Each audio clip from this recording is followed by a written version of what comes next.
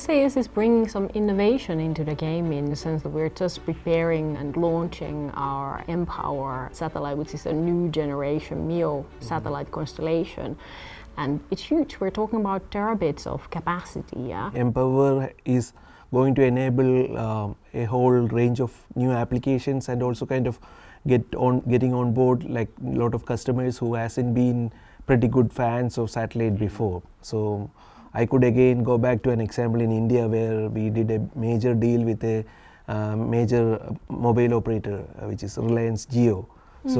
They are a customer who kind of revolutionized the mobile industry in India. So I remember they launched in 2016 and with 0 customers, and now they have grown to almost more than 400 million customers. I think they're number one, right? Yeah. Right now. I mean, they beat the incumbent number one in just 4 to 5 years. 4 to 5 years, exactly. That's incredible. And those kind of customers, I think they would need some partner who can kind of scale their network rapidly. So they would need somebody who can provide like multiple gigabit of capacity, and they would need to kind of grow the site from few tens of megabit to few gigabits of capacity. And we offered them a proposition like offering 100 gigabit of capacity over India, and that was kind of not heard in the industry before. And this again brought me back to the kind of technological innovations we have done in the industry. Like, I mean, bringing satellite to the mainstream and kind of getting it more adaptable to the telcos. The networks are more now integratable to the telcos. And this is exciting times because we are now talking about 5G. I think satellite will be playing a major role in delivering the 5G services and also embracing a lot of 5G technologies into the satellite. We are talking about the virtualized functions, network function virtualization, software-defined networks. These all kind of technologies we are also embracing from the 5G, and we are making sure that we are 5G ready. One of the amazing things about mPOWER is that, when we are talking about these gigabits of capacity, it's not just, thinly spread all over. We can beam it anywhere. You wanted a single point, we can give it there. And I think the biggest benefit of this will be our cruise ships, because SES is the leader when we provide to connectivity to cruise ships. So mPOWER is going to really help out here because we are seeing that the new people who are coming, they are like a new breed of passengers that we have who want their Netflix still to go on even when they're in the middle of the ocean. And these guys need this multi-gigabits of capacity. But that brings up a really interesting question too, because it sounds like satellite has just made so many strides in terms of how much it's been changing and how much it's capable of doing now that it might not have been able to, in terms of latency and in terms of all of those other things. And now we're getting to a point where people may not really see so much the difference between infrastructures, where there will be truly this seamless kind of experience, and where people are saying, I'm infrastructure agnostic, really, because I don't see any downside between satellite connectivity compared to terrestrial. And it sounds like we're kind of starting to approach that. Yeah, I mean, it's in the cloud. I mean, so you don't know exactly. Customers don't sometimes know, I mean, whether it's by fiber or it's terrestrially or by satellite. They may not want to know either. They just want to know that what they need is going to be delivered to them when they need it. It's a little bit similar in terms of oil and gas in terms of that need for increased digitalization and connected crew, and that being an expectation rather than a nice to have. One of the plus sides, I would say, of COVID is that you had these ships and the airplanes, even the airline industry, so they were grounded. So they had the time actually to prepare the hardware and refurbish the aircraft so that we are ready to receive these kind of connectivity solutions. So they come out ready today. And today we are seeing a huge demand. I mean, the moment the airline industry has gone back, same we are seeing with the cruise industry. So one of our customers, Royal Caribbean, I mean, they are posting incredible numbers that customers want bandwidth, they want to spend money, they want to just continue the lifestyle they maintain, and they kind of could upgrade the infrastructure, and now they are ready for the connectivity solution which their customers demand. And of course, we as SES, we are ready with our mPOWER and SES 17 solutions to give that. Yeah. The same, I think, happened with the government also. Like, I mean, the government naval vessels, they were not kind of used to the high throughput, low latency solutions. they kind of started using that during the COVID time for the medical ships and all. And now they see it as a big opportunity to provide more connectivity. And I think this is going to stay, because once you are providing connectivity to the people and people get used to the crew welfare connectivity, getting connected back to home, like, I mean, they are not going to give up on that. So it's kind of a pivot point for a lot of industries to change the way that they're doing things going forward, and maybe that COVID has kind of been an instigator of a lot of that change. A lot of what SES, I think, brings to our customers is obviously the improved innovations and improved connectivity, but also flexibility. I think these flexible solutions will also enable new business models which are kind of more conducive to the changing requirements of the customers. New business models like the pay-as-you-go, pay-as-you-grow, these kind of models, revenue sharing, the equipment investment sharing. So these kind of things will become more popular. Especially in the government world, we see more tailored solutions just due to the nature of business of our customers. And I think in companies, and this is not unique to SAS, I think this is also to something that touches our competitors, it touches our customers, where we have to kind of find that balance of saying, okay, to which extent we provide standardized connectivity solutions, and to what market and at what price point is right and works for the customer.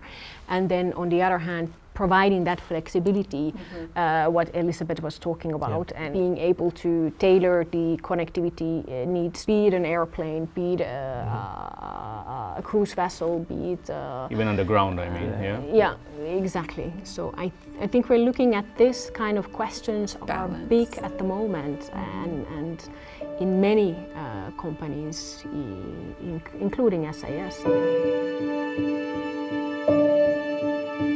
This is a customer in Alaska which is called Optimera.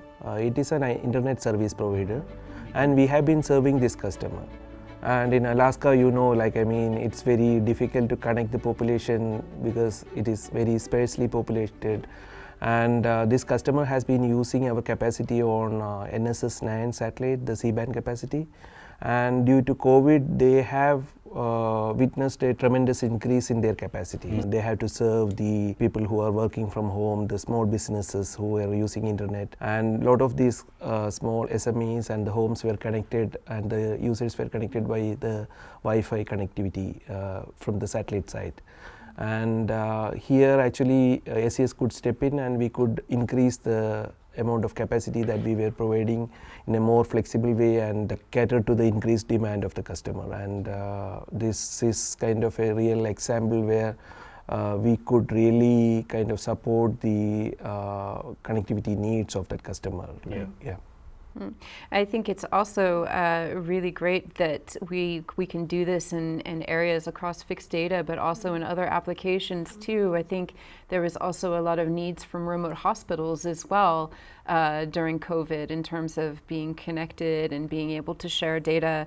We've had a number of abilities to connect hospitals via SatMed in remote locations, for example, in Bangladesh, where we were able to connect a couple of floating hospitals off the northern coast of Bangladesh, allowing these hospitals then to share patient data and also allowing them to help triage as well. Just the sheer fact that they had so many patients and so much information to go through, they could share that patient data with other hospitals and figure out where that patient should be referred to. In both your cases, in your segments, you had to increase the capacity, but in cruise we have this particular customer and we actually had to scale down the capacity, and that was only possible because we treat our customers more as partners, because it's a partnership. So when his business is going down, so we kind of try to do our part to smooth out his pain. So we did scale down the capacity, and also we had to be flexible enough to provide them coverage around the globe, because these ships now cannot just go to port because of closed borders, and the ship had to go and drop off a lot of their crew in locations where their home country was, because that's the only place they could go. So we had to be quite flexible about that. And so we, in fact, even maintained the contract for a longer period, and even though the whole business shut down, and we were quite flexible about how we approached the problem at that time. This time of where we are right now has shown us that we can't rely on today to predict tomorrow.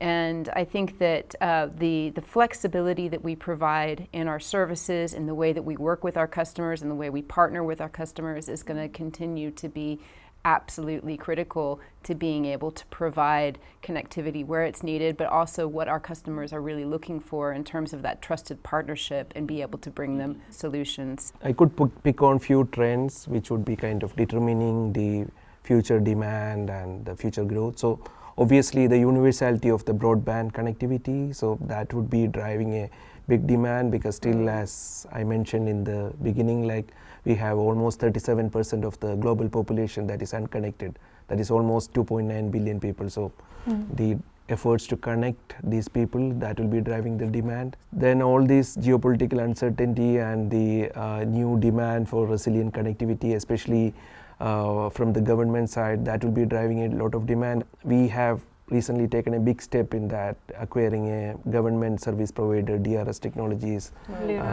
So that would be kind of helping to double up our revenues for the generated by the SESGS entity. So that would be a big step.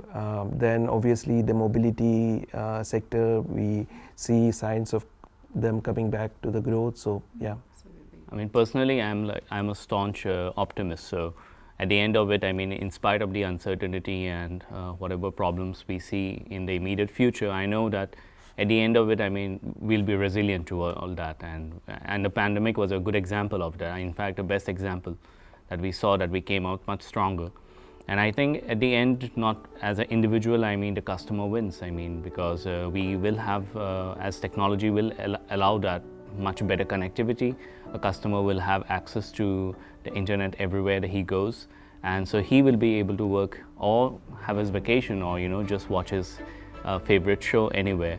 So I think at the end of it, 5 years from now, 10 years from now, I think we are seeing a ubiquitous connected world, and that's where I think SES is going to play a major and prominent role in achieving it.